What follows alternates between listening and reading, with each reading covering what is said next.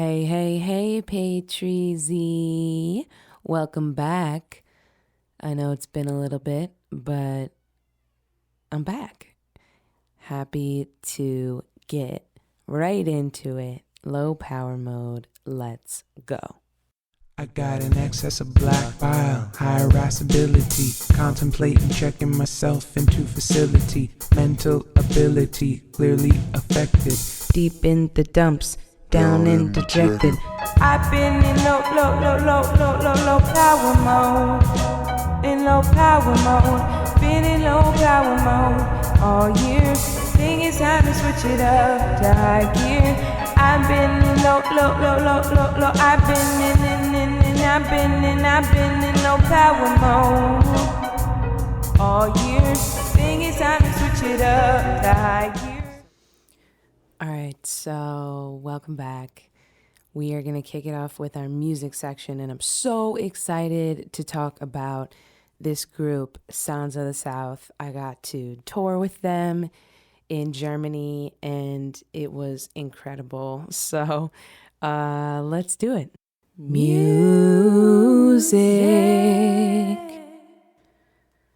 Okay, so Soundz of the South.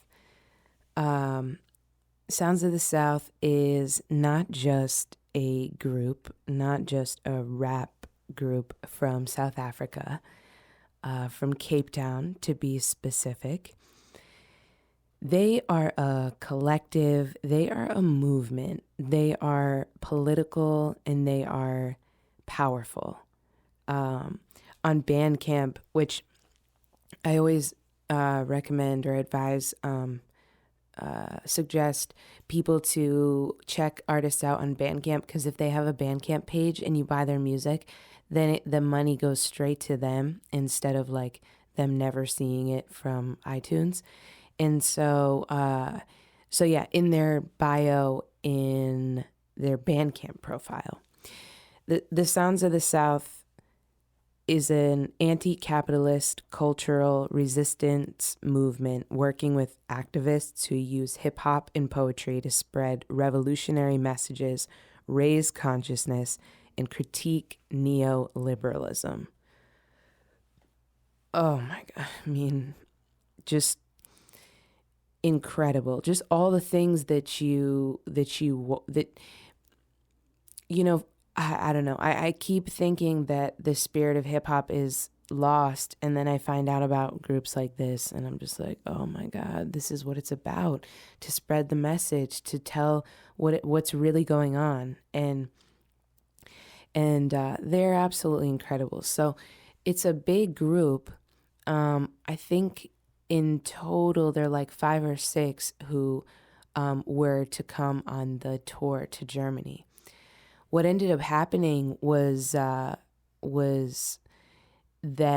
they had everything lined up. They had letters from events, email confirmations, bookers, all these things lined up to support their visa applications. And some of the visa applications were denied.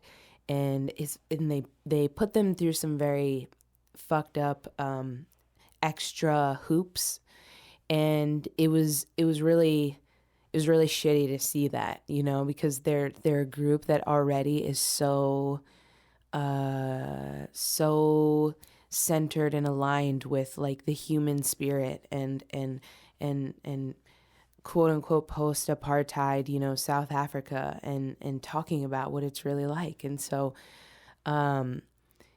to have the German government deny some of their entry is just so upsetting. So what ended up happening was that 3 of them came instead of like the 5 or 6 who were supposed to come. So it wasn't a complete, you know, cancellation. They were able to come. They were able to perform their music. Not obviously the way that they had hoped, but yeah, it was incredible. It was so, and I had checked out some of their stuff when my booker, shout out Fina, was talking to me about them and bringing them to Germany and doing concerts with them and saying we'd be a good match and everything, and check them out. and I'll definitely include a link to their YouTube channel and Bandcamp and all that stuff. They're so incredible. So they also speak. Now I'm gonna butcher this, but I'm gonna say it anyway. It's Kosa, and it's supposed to be a language that includes like clicks, sounds, and so I can't do the sound, but they rap in Kosa, and it's a language and it's an ethnicity. It's actually the second largest group in ethnic group in South Africa, I'm pretty sure. And second largest race group in South Africa, and native speakers so they're natives, they're South African natives, and also Xhosa people live in Zimbabwe as well. But I'm a sucker for like rap in another language, but to hear it in a native language, I don't know. There's something really special about this group, I'm telling you. It's like, I'm not religious, but I believe that spirits, the spirits of things can be channeled through people, and their albums they have a bunch of albums, like a series of albums called Freedom Warriors Volume, 1, 2, 3, 4. And this Freedom Warriors, like it really does a great job of explaining what they do. Like they're like soldiers to speaking up politically for the people. And I admire that so much. It's what I hope to do, but I'm not like connected to my roots in this same way that they like carry this history with them. For instance, they rap and have a bunch of songs called Toi Toi, and the Toi Toi is like this dance that it's like a dance that can be joyful, but also can be used like as a war tactic, or as an aggressive act. And it was really all that this people had when the government or the powers that be came at them to kill them, and they were unarmed. So what they would do is this Toi Toi dance, and Nelson Mandela was one of these people. He would do the Toi Toi dance, not as aggressively, more in like celebration apparently, but yes, and they do Sounds of the South. When you go see a Sounds of the South show, they perform this dance, and it's the dance of resistance. It's the dance of the people and the natives, and it's so special to see, being Black in America, and not like have had a parent or whomever like immigrate from a different area, like from Africa or from the Caribbean or wherever, but to be African American, there is this huge gap in our in our roots and the native parts of ourselves, the parts of ourselves that need no explanation, or like these parts of ourselves have been interrupted. And so I don't want to just like compare South Africa to the States, but I think that like when it comes to racism and systemic oppression and neoliberalism, as they say, which is, this idea that like gentrification and fancy hotels and things are causing bloodshed, are causing economic, warfare. it's coded, it's wrapped up in like development deals, building contracts and this sort of stuff. And it's displacing marginalized folks. And so, yeah, this group, this collective, they work with a lot of youth organizations. They speak up, they speak out, and there are real consequences for that. And so the bravery and the courage involved is so remarkable. And yeah, I was so honored to be able to meet them and hang with them and play with them, and have some nice conversations.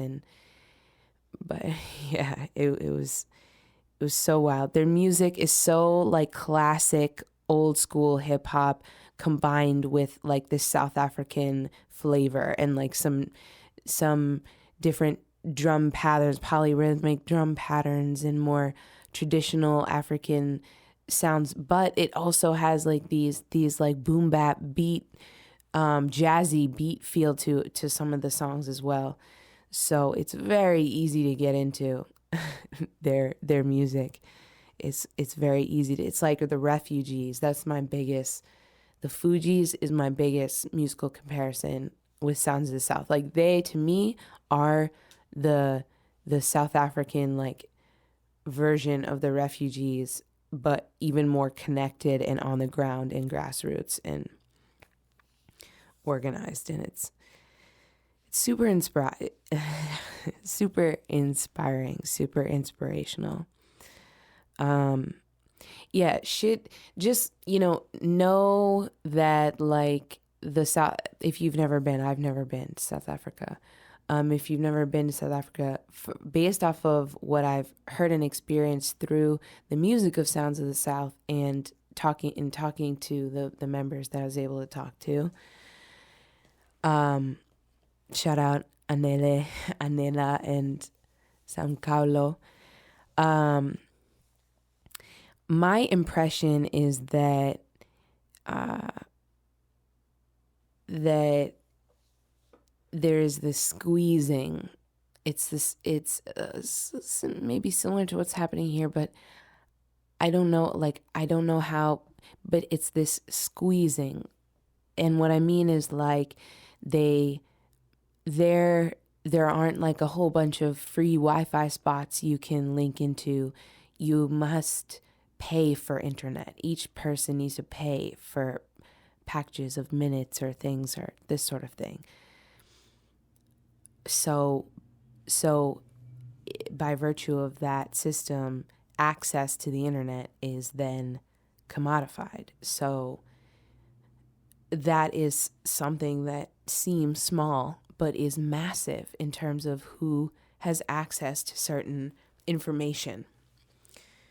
Excuse me. So we can say, oh, it's 2022. Everyone has access to the internet. No, they don't. No, some people can't afford it. I mean, that's the case here in the States too, but you can go to the library and access free internet. I don't know. I don't know that there are many libraries in some of these communities. There just aren't the resources. I heard as well that they would like turn the electricity off. So you have to always be ready for the electricity to go off, meaning like no bathing, no cooking, no, like it's, yeah, this squeezing, suffocating.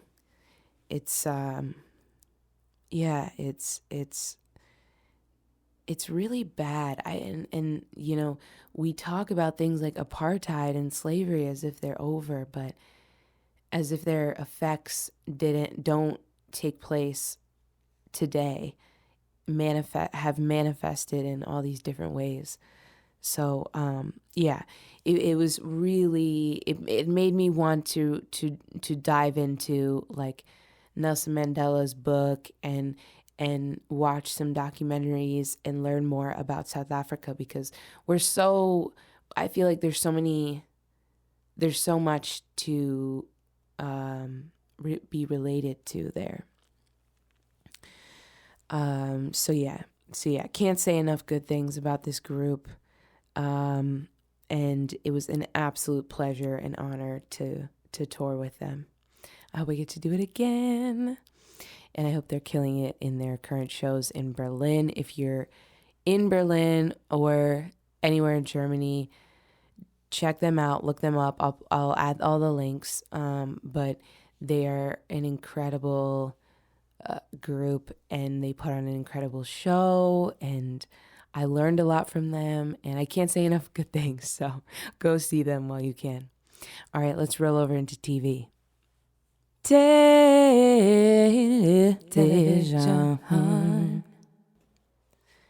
All right, welcome to the TV section. So happy to be talking to you about Brown Girls. So Brown Girls is a web series. I also want to say happy Pride Month. I really wanted to talk about Sounds of the South for music, but pretty much from here on out, we're going to be getting into a lot of gay shit. So get ready. Brown Girls is a web series from 2017, and it takes place in Chicago. And if you know like hip hop music, like the music scene from Chicago, Jamila Woods is this beautiful R&B soul singer from Chicago, and basically the show is about the show is written by her real life best friend Fatima Asghar, and Fatima writes about their friendship. So the show is based off of their friendship, their real life friendship. So beautiful.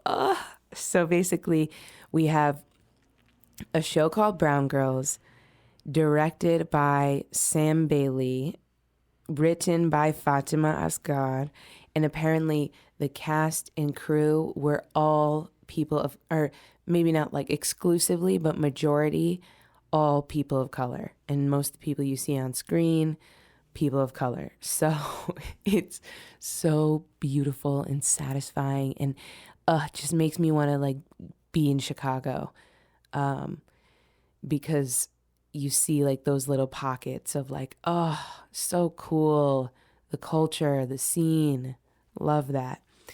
So okay, it's the two main characters are Layla, who is played by Nabila. Can't read my own handwriting. Wait. Yes, Nabila Hossein, and Patricia, who's played by Sonia Dennis. And both of these actresses are great. Love them, like fall in love with them immediately and their characters. And they're just, there's a term that I came to know in, I think it was like 2019, 2020 around, probably 2020 actually. The term is queer platonic relationship, and it describes the relationship between two queer people, and it's not sexual in nature, it is platonic.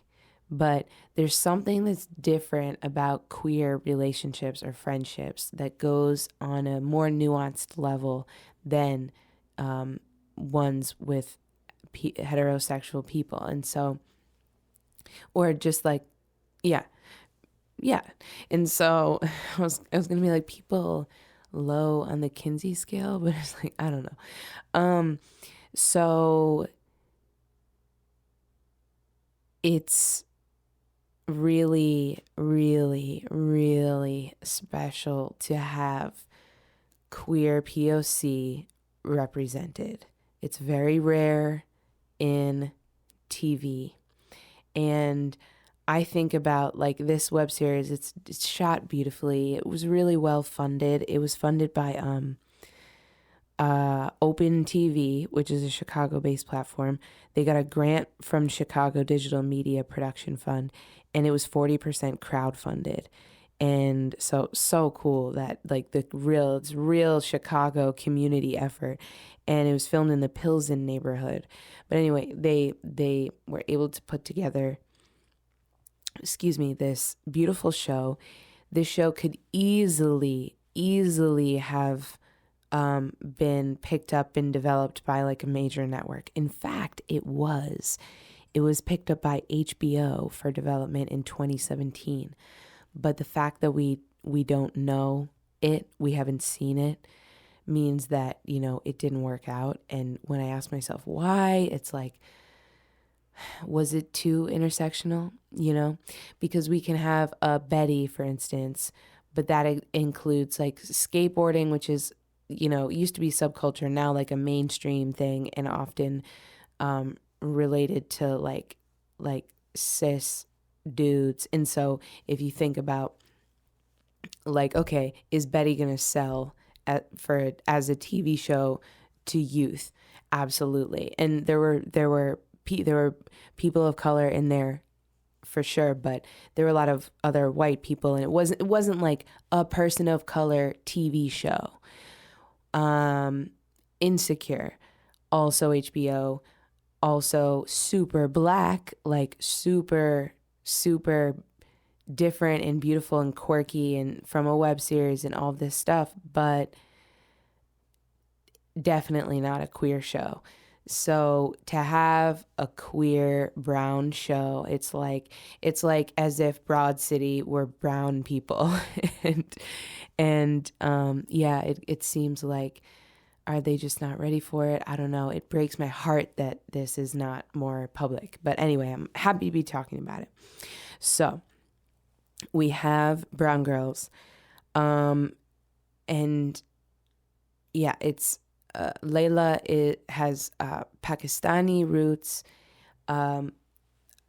Patricia is black, and the kind of like sub stories outside of their friendship and their relationship to each other and like them holding each other down is that like Patricia is, Tinder dating and, getting hers and not really looking for like friendships or being open in relationships, just like looking for dick. And Layla is trying to pursue writing and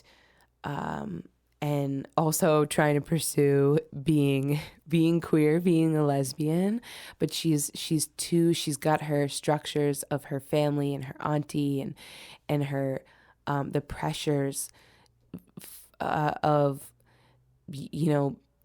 not only I think it's funny because like a lot of queer people, not only are we queer, but also we're artists. We're like the last thing that our parents or our grandparents like hope for us to be in a capitalist society. So it's just if I imagine what it would be like to be from a Pakistani family with very traditional values and like a certain view of like being in the US and taking advantage of that economically. Like let's give auntie like all reasons to worry. I'm dating girls. I'm trying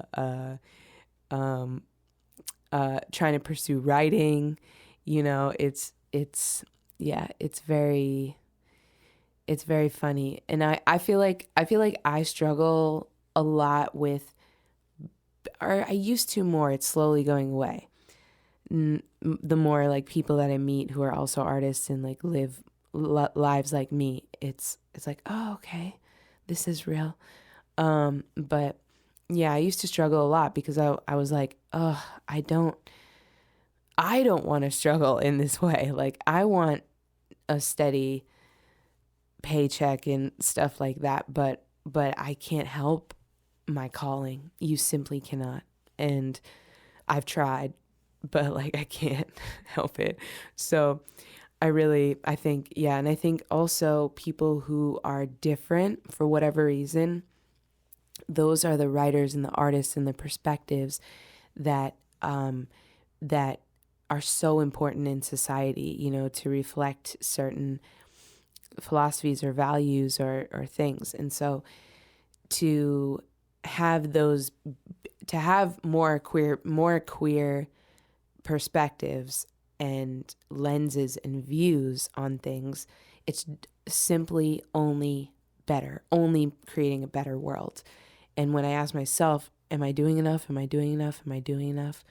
I have to, and at the end of the day, like after I do all the math, I have to say yes, I am, because there have got to be, after all the shows that I've done so far, which is a drop in the bucket for some people, but after all the shows that I've done, there have to be people who saw me looking the way I look and repping what I do on stage and were like, whoa, I didn't know that could be. And so it's not the only reason why I do what I do, but it's such an important like byproduct. And so by seeing brown girls on TV, now it's not on TV, but like on the laptop screen, the same screen where you watch, your Hulu and your Netflix and whatever. It's really powerful. It's really powerful. And it was also interesting, like in trying to find content and trying to find a show, I really, really was looking for something like Brown Girls. I guess I have been for a while. And I had not found it, like I was looking and I had not found it. And I started this show called Trinkets on Netflix. But so quickly, it was just too, like the feeling when someone is using the word diversity just to cover their ass. That's how it felt watching Trinkets. Like, sorry if you enjoy the show. And there were certain aspects of like representation that I appreciated, but does everyone have to live in a fucking mansion? This takes place in Oregon. Oregon is known for farming and like salt of the earth. Like, why does it look like this is filmed in LA? And not only the class stuff, but like, yeah, the stereotypes of the characters, and it's too much for me. Like, I could not do Trinkets after like 3 episodes because I was just like, this isn't adding to my life. It feels like LGBTQ, like, here you go, Gen Z, all the things that you love based off of the market research. I don't want that shit. No, give me real people. So, we're just so starved for this content. So I won't like go down this anger road of why Brown Girls isn't on TV, but like, if I was ever in a position to do something about that, I would get it made.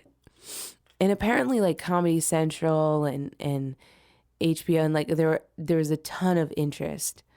So I would love to know what happened there, but anyway, I'm sure everyone's moved on. Because it was 2017, but yeah, this show was so good. It not because it like pulled any huge stunts or any like big, it was just real, and like and funny and smart and real and weird and eclectic and just authentic and all those things, so good. Yeah. Also, 20s are messy. I'm so glad to be through them. It's just a lot. What would be really cool, okay, here's what I'm going to manifest for Brown Girls, is for them to, like, HBO to come around and be like, hey, now we realize that the market, like, we'll make money off of this content. So let's get it made. But let's get it made with like where you're at now. So let's pretend 2017 was really 2017 and now we're in 2022. So all the characters are in their 30s. That would be dope. I would love to see that happen. Because God forbid we already are hitting queer and brown. God forbid we go older. And I say older because 30s is like so young relatively. Like, we really need more content. But yeah, Brown Girls, once again, it was nominated for a Primetime Emmy Award. Are you kidding me? It was like for outstanding short form comedy or drama. Like, how are you not, who let this fall through the cracks? Who let this not be developed? I'm mad. I'm mad now. No, this is beautiful. This is soft and tender. I was reading an article about it, and they were mentioning how, actually, I will, I bet it's still up. I will find the quote because it was so well put in like, I love femmes so much. Like I love woke ass femmes so much, and just working with other femmes, like they can be like completely like cisgender hetero, but like working with other femmes in production, like in music, like if I have a femme sound tech or if I'm working with like a femme DOP, like the whole game has changed. Like it's just so different. It's so much more soft, and I need that. I'm such a softie. I'm the most sensitive person in the world. So to be around people who are kind and don't like get into their egos. Okay, now I'm generalizing because like maybe like, yeah, I can't speak for all femmes who work in production, but there's something about like being a minority in a really, really, gender unbalanced field, and having that like bond and stuff. So this is Fatima Asghar on Sam Bailey, who directed. Sam is an amazing artist and has taught me so much about film and what is possible in this world.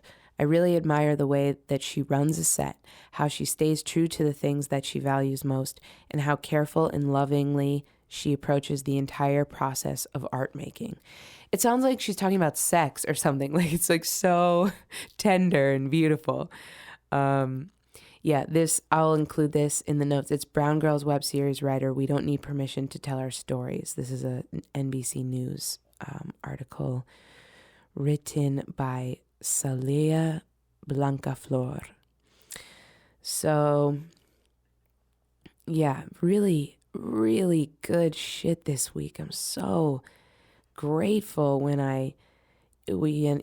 like sometimes you want to stick to your oldies and goodies because you know that you're not going to get offended, or you're going to be able to get through it.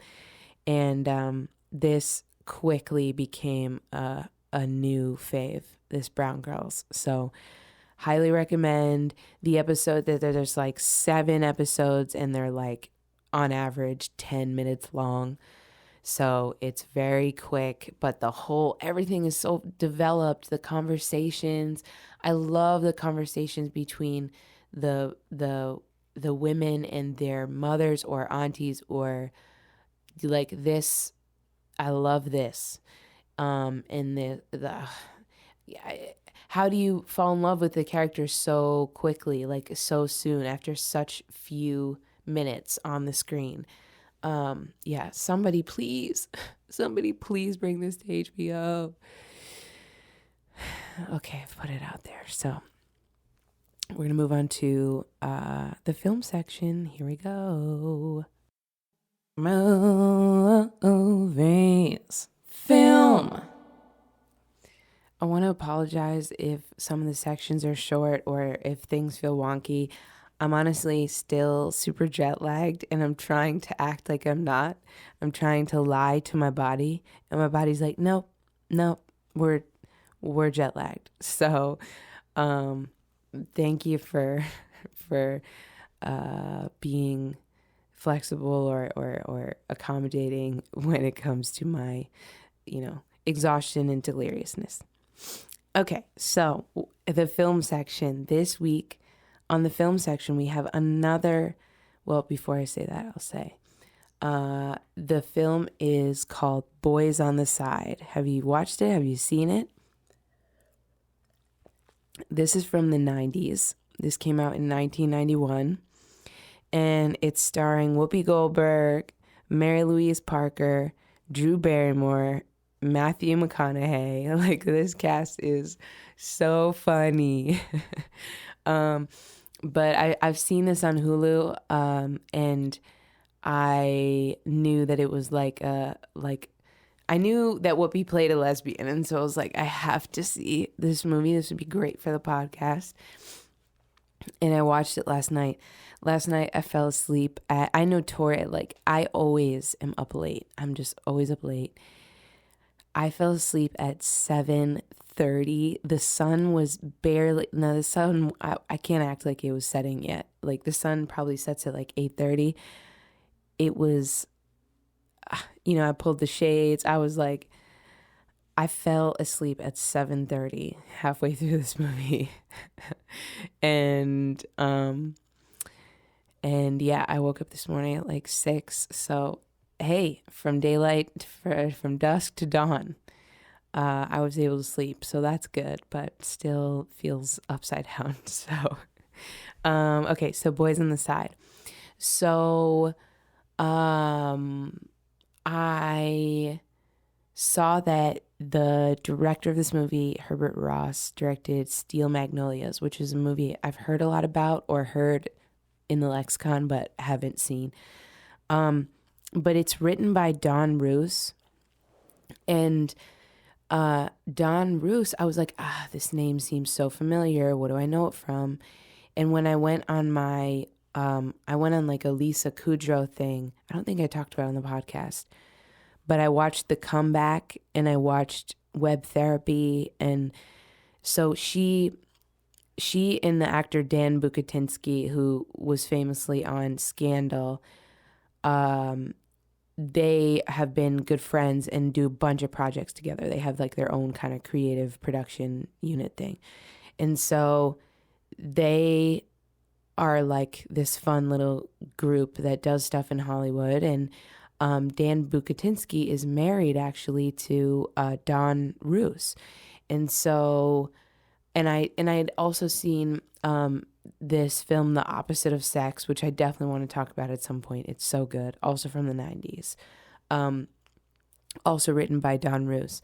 But I really appreciate his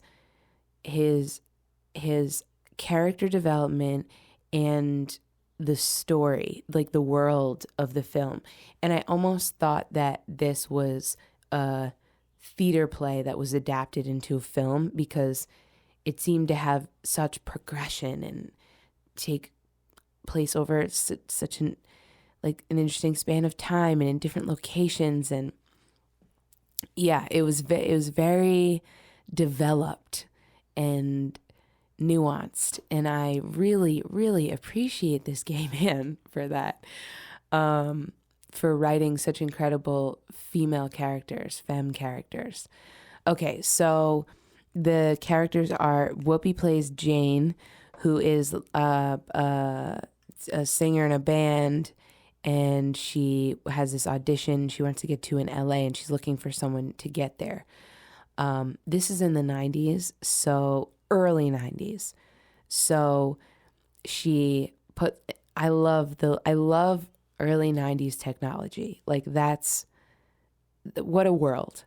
And so she puts an ad in the newspaper, and Mary Louise Parker's character, Robin, responds.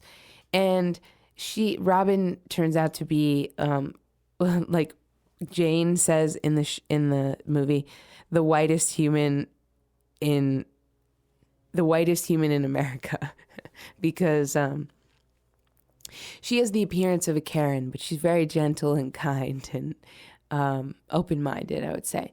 And so she has a car and she wants to drive to San Diego, I think. So here we go. They set off on this road trip and they make a stop in Pittsburgh, which is near and dear to my heart. I went to the University of Pittsburgh for 2 years and lived there for another like 7 or 8 months, just in the world. And I love Pittsburgh. It's a great city, it's a town feeling, country town feeling city, that's got a lot of heart. And so when they rolled up into the hills, I was like, oh my God, this looks so familiar. It's snow. And so Drew Barrymore is there. She's there with this abusive drug dealing boyfriend, and Jane goes in. Drew Barrymore's character is named Holly. So Jane goes in, tries to de-escalate situation, and then, but he's still throwing her around. And then Robin goes in there and just like lays it down, like just, all right, here's what we're gonna do. Like very, takes control of the situation. It's great. And there's this new bond between the women. So they kind of have Holly come with them. And she had like tried to defend herself by hitting him with a bat, but she's very like erratic. So she took this Polaroid picture of them that comes into play later. But I love how Drew Barrymore around this time, like her kind of dumb blonde thing, it's very nuanced and complex. Like her character on the surface seems shallow or just kind of dumb, but like she's not really dumb. Like she's not really, like, I don't know.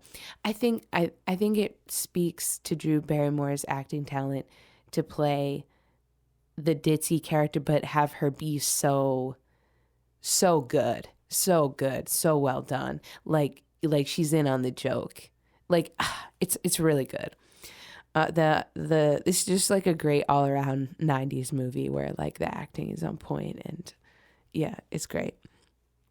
So they are heading west, and in Tucson, Arizona, I think it is, Robin gets sick. And so they go to the hospital, and Jane finds out that Robin is HIV positive. And it is also revealed that her brother, when he was really like a little kid, died of AIDS. And her father didn't have AIDS, but he is not in the picture anymore. And so there's this loneliness and like abandonment kind of thing from her character.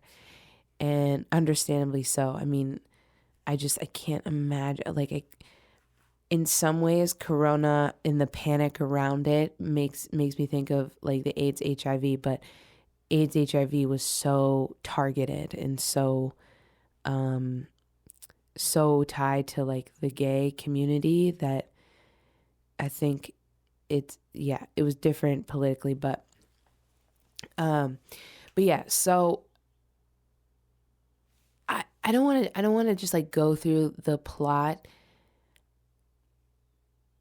I want to talk about how this is another piece of film or, media with, now most of the cast is white, but we have Whoopi like holding it down for black gay women, or like black women, black cis women, like just throughout the whole entire 90s.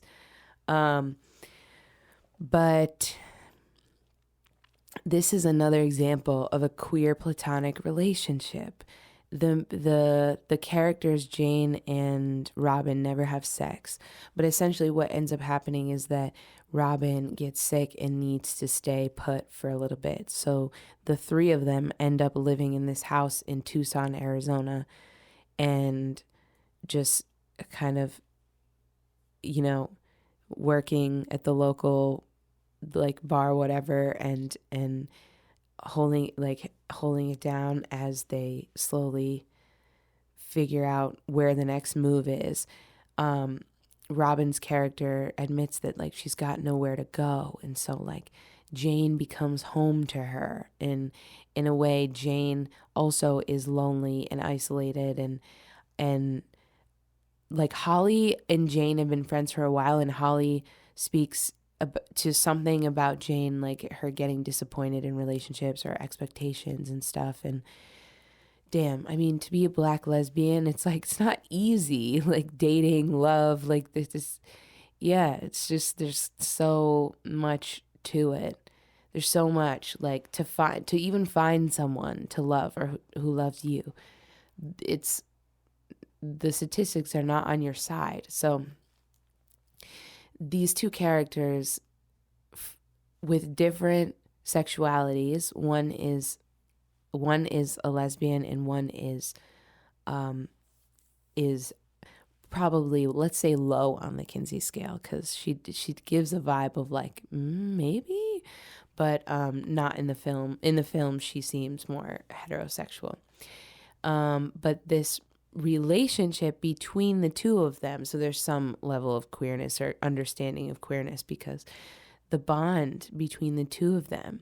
And I think that like among cis women there is definitely a strong bond, but then yeah, when you have that queer aspect to it, the bond becomes more nuanced. And so yeah, it's interesting, it's beautiful. And this movie, it has all the, like, it had some knee slappers. I honestly was cracking up at some of these jokes about lesbian, jokes about, like, it's awesome to see something that was done in 91 that is so non-offensive today.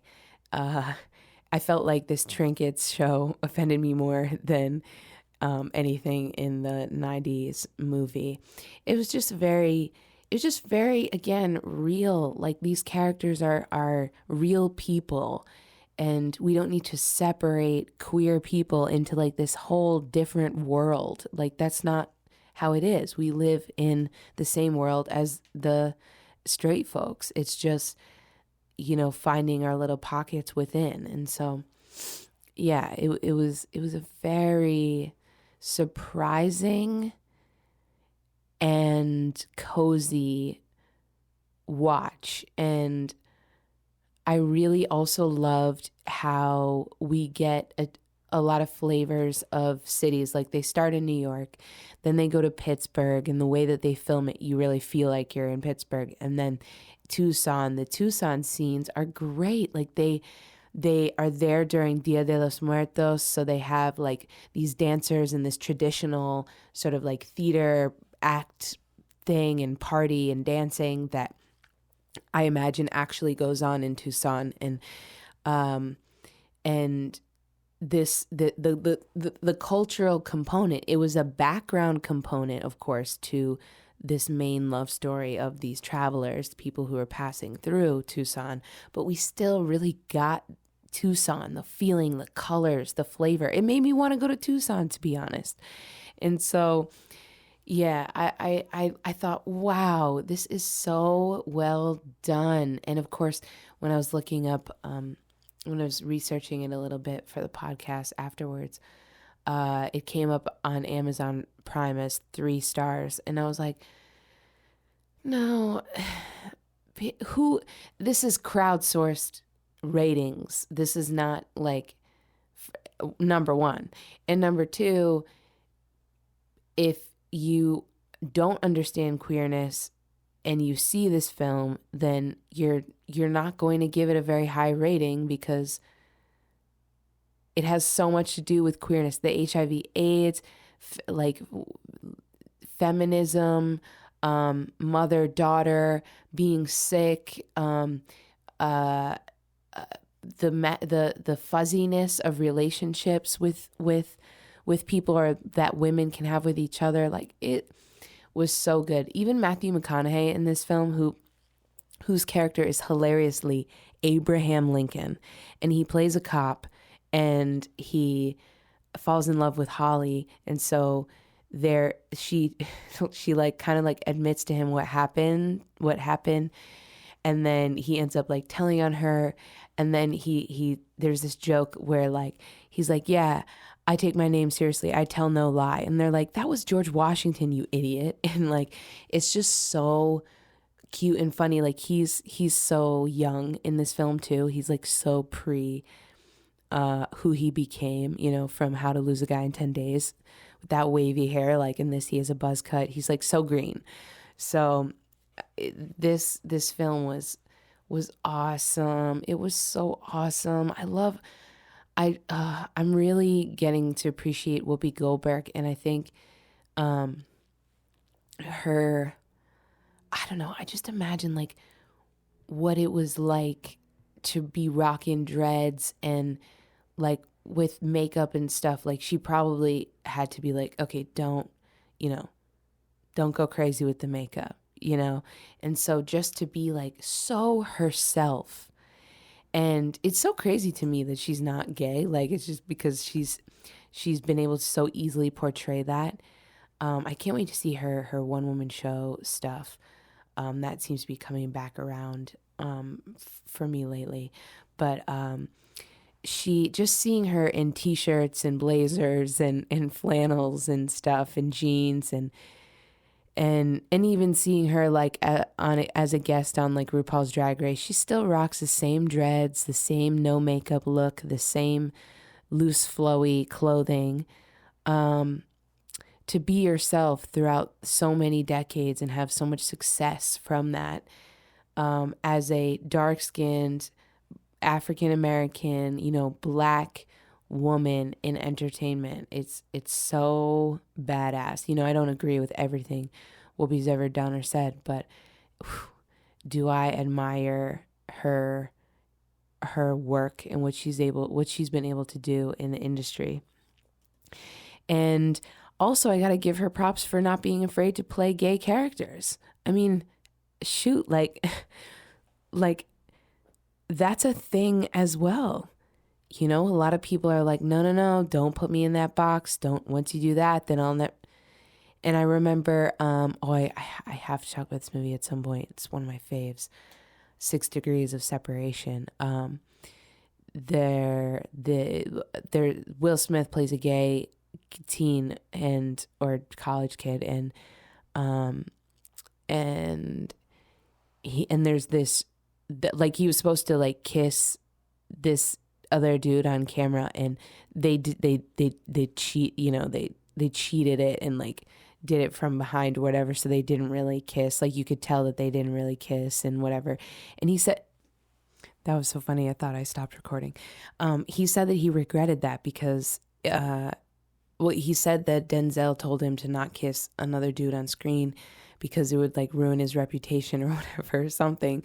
And he said he regretted it. And so yeah, it's I totally get that. And before I was identifying as queer, I remember being like, if I go for the hairstyle that I want, or the face jewelry or whatever that I want, then no one will believe that I am interested in cisgendered men. Like, no one's gonna buy that. No one's gonna believe that. And so I understand those pressures for sure. But yeah, I really got to give it up to Whoopi, and it's so cool. It's so cool for her to have carved out the career that she has for herself. Also, this movie looked fun. It looked like they had fun. I don't know. It's just so funny. Like, all these characters now, all these actresses now, all these actors now have developed such big careers for themselves, and it's great to go back and see early days, you know. Yeah, so I'm gonna end the film section there. I highly recommend Boys on the Side. It's on Hulu. Also, this is so random. This is how you know it's early days. Niecy Nash, who now is so acclaimed as an actress, plays like diner girl or something, and she just kind of goes through this scene and has one line.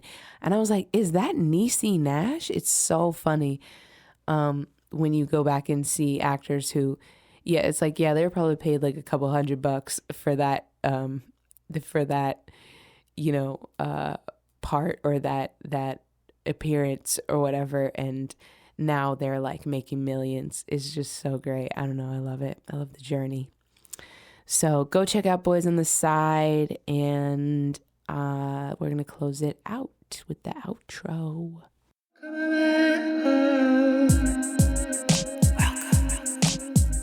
Hey, listen, sometimes you gotta check in with yourself. Check in with yourself. All right, so it was crazy. The tour. I have to talk about the tour. And in general, I guess the theme of the outro is tuning shit out. Because sometimes you just have to tune everything out and just focus on the task at hand. So essentially what happened was I was going to go on the tour by myself, and it was 9 days in Germany, traveling around, doing 5 shows.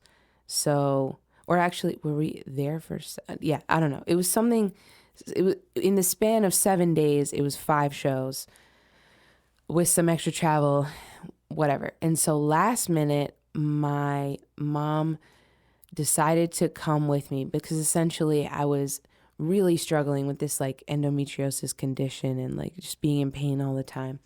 But I also started this new medication. And so I was like, okay, here we go. This is good. But it's so overwhelming. You have all of this luggage, and I get nauseous all the time. So just the idea of like schlepping the luggage around by myself, and the something as small as like not being able to go to the bathroom because you have to like take your luggage with you, like that kind of thing. So bless her heart. Shout out Joe. She was so awesome. She came with me. We took the trip together. Now, I was tested for corona on Sunday. We both were, both negative. On Monday, as I was rehearsing, I felt a scratch in my throat, and I was like, strange. On Tuesday, I'm like blowing my nose. I'm like, okay, this is weird.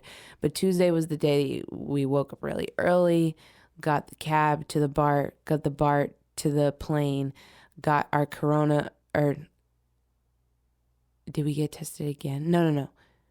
No, we already had our corona stuff then. But you know, you go do all the things. And so we did all the things, got on the flight was good, landed in Munich. Did we go straight to the show or did we go to the hotel first? I think we went to the hotel first, and then I can't even remember at this point. And this was like less than 2 weeks ago. So we end up going to the show, doing the show in Munich. It was awesome. It was so fun. It was at this place called Import Export. And I love that I have this awesome booker, shout out Fina again. And she has so many connections to event organizers and people like with very leftist spaces. So these spaces full of like graffiti and like anti organizations. It's awesome. And so it was so great to play with them. I got to play with Soundz of the South. It was an awesome group that showed up. And Munich really does have like you think, oh, Bavaria, you think like Midwest, you know, but it's like there are people of color in the Midwest. There are people of color in Munich.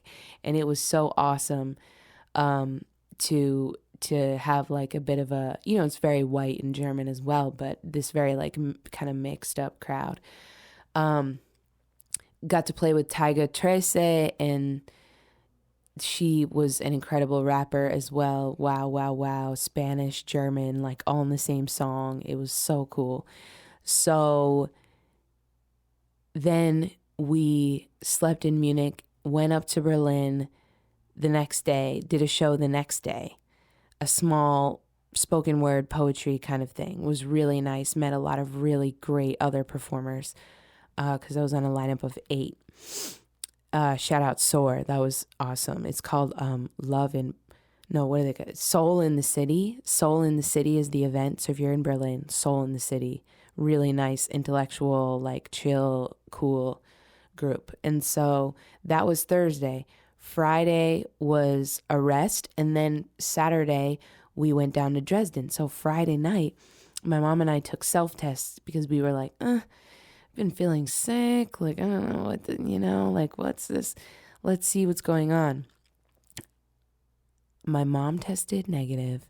I tested positive. I was shook. I was supposed to be working on my DJ set in the hotel room, and I was just freaking out. I was like, oh my God, did I infect other people? Did I, like that kind of mindset. Next day, I ran to the store, got more tests. The next day we test, I'm negative, my mom is positive. So it was fucking nuts. I mean, I was so grateful that that I was healthy to do the show and everything. But damn, like, I was like, I had corona? What? Like, when did that happen? It was so confusing to me because I tested negative on Sunday, but I tested positive on Friday. And I had like this cold, but it just felt like a cold. It didn't feel like a flu or anything. So that was fucking wild. Of course, I passed it to my mom. I felt so terrible about that. So, okay, where are we? We're Saturday. So Saturday, we go down to Dresden. Show goes fine. Everything. My mom's able to like sleep. We got to sleep in these like dorm kind of beds, and so it was fine. Then we on Sunday took the bus back up to Berlin. And Sunday, did I have anything? Yes. Sunday, I performed with my friend Yaima's band Yashka, and they're this incredible band. So she's from Cuba, and there are people from Argentina, all over the Latin America, like diaspora, like were the band members. There are like 7 of them. It was so cool. She has a woman drummer who is so badass. Shout out Katrina. And a woman, Alice, on the saxophone. So cool. Just really great group of musicians, and it had been so long since they had been able to perform, and there's this whole thing now with being on stage and being in the events industry and stuff where everyone's just like just wanting things to be normal or whatever, and they're totally not normal, but it's like, yeah, people are just more grateful. The audience is more grateful to be out, and the performers are more grateful to be up there on stage. And so yeah, this was an amazing, there's my sound bite. Mute that. Okay. So this was an amazing performance, amazing audience. It was so beautiful. Shout out Robert. Sorry I missed you. And it was really scary because she basically did rehearsal, and she was like, Breezy, come on up. And so for 2 songs, she wanted me to join her and just like do my thing and like rap and sing. And I was like so terrified because I'm much more of like a writer and like a preparer than I am like a freest. But I did my thing. It was fun. I don't know if I did what she wanted, but I had fun, and I think it was good. That night, forgot to eat because we got back from Dresden, checked in the hotel, and then I took a car to the venue. And so everything happened so quickly. I didn't have anything to eat. got back to the hotel, was puking. Like, it was so terrible because with my condition and like, I don't know, there's just a lot going on with my body, and I have to regulate like food and THC and like all of these things constantly. Like, I'm just playing with the levels. So yeah, that was a rough night. But then I got Monday completely off. I got to rest and recover in this tiny hotel room that me and my mom stayed at on the same block as Yam, which is right by the Spray. It was cool. And then, excuse me. And then we went to. Then on Tuesday it was the Swag Jam, and so the Swag Jam is the best hip hop event in Berlin. It's every Tuesday at Bada House, and it's a featured performer, and then they do like an open mic thing too. The band is really, really good and really welcoming and supportive, and so they bring people up and have them freestyle and do this thing, and it's so much fun, and it's so cool. And so it was really, really awesome to perform at Swag Jam. Sounds of the South were there. My booker was there, Fina.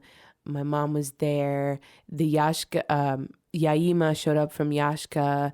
Like, Yule, like this person who had helped me with my bio from Instagram. Like, there were mad people there. It was so cool. Nasira. It was awesome. So I got to end the trip off on a really great, really high note. And also this awesome videographer person with his phone, but doing like really high quality video.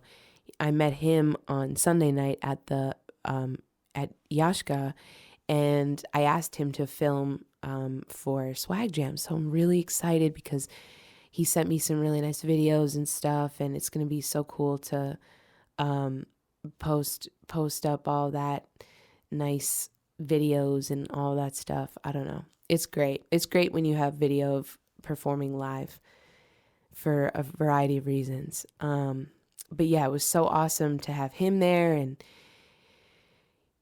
it's nice when you like hire someone for something and then like they also fuck with you, like fuck with your music and stuff, and it was great. It was great. So I feel so enlivened by, like, is that a word? I don't know. By my trip. Like, I feel like my energy is restored for performance.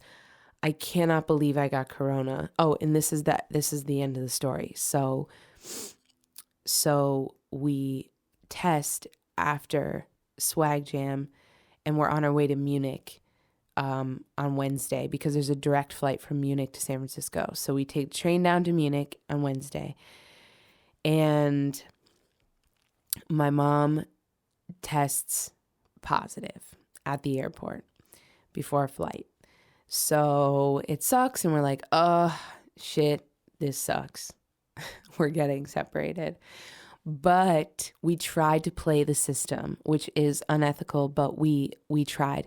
Essentially what happened was they sent our results to our phones and stuff. For me, mine, it showed negative, and then it said like download PDF, but it wouldn't let me download the PDF. So I screenshotted what it said, which was negative. Then I sent that to my mom. So we tried to get on the plane, and it was this whole hassle. It was insane at the airport. People were like getting mob crazy, but we ended up getting separated. I had the whole row to myself on the plane. I like cried and slept, and it was funny. And so, yeah, so as we speak, my mother is quarantined in a hotel room by the Munich airport. They are feeding her. She's not allowed to leave her room. They're feeding her meals. But yeah, it's funny because it's like, oh my God, prison. No, she's not a prisoner. Germany takes such good care of and what they did was they put people up in the hotel, or they have them pay, but then they get reimbursed afterwards. So it's really the safest thing. I can't imagine the States does this. So she is safe and hopefully like getting some rest. Shout out to you, Mama Joe. It was so cool throughout the tour to have her get so much love, because I would shout her out most of the shows, and so people would go up to her after and say things like, thank you for having her, like things like this. And yeah, and it's a lot. Like, I'm used to doing it alone, but it's a lot to travel around and be carrying like these messages and like your equipment and all this stuff, and you're like setting yourself up and breaking everything down like all yourself. And so sometimes like I can't just step off stage and like talk to people. I have to like break down my equipment. So sometimes people will come up to me to talk, but because people knew that she was my mom, they would go to her. And at one of the shows we did this like email list thing where you would like get a sticker and like sign up for the email list. And so so it was really cool because like afterwards we could convene and be like, what'd they say to you? You know, and like this sort of thing. And yeah. And so for her to receive a fraction of the love that I'm receiving doing my thing, it's so special. And it's so Beyonce, Miss Tina. And like, I don't know of anyone who has this, and I feel so lucky. And it's also so unique in hip hop to have like your mother with you. And so I was going to make a Kanye West joke, but that's not, it's in poor taste. But I'm just so grateful to have her. So shout out Mama Joe. Love you so much. We'll bring you home soon. No joke though, like on a real note, I just kept imagining migrant families getting separated at the border. And being like, wow, this is like such the privileged version of this. But damn, like that, getting separated from your family or your kids or something like that, and then not knowing how they are, not knowing where they are. Now, I know exactly where my mom is. I've seen the hotel room, but it's just, yeah, this shit is real. And Corona is still out there. So even though everyone's starting to take their masks off and take it less seriously, I recommend learn from my mistake, wear your mask. I don't know where I picked this shit up because I've been trying to be careful, but I'm going to be extra careful now because I don't want to get Corona twice. Shout out to all of y'all who tried to make it to the shows or came to the show. Like, I appreciate it so much. Even when you don't make it, it means a lot to me that you like thought about it.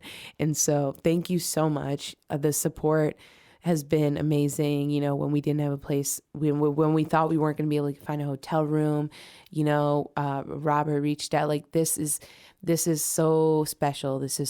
I'm so grateful for this. And so thank you so much for your messages and love and all that stuff. I'm going to be posting a whole bunch of shit soon after I get over this jet lag. But yeah, huge shout out to my Breezy, and I'm gonna end it there.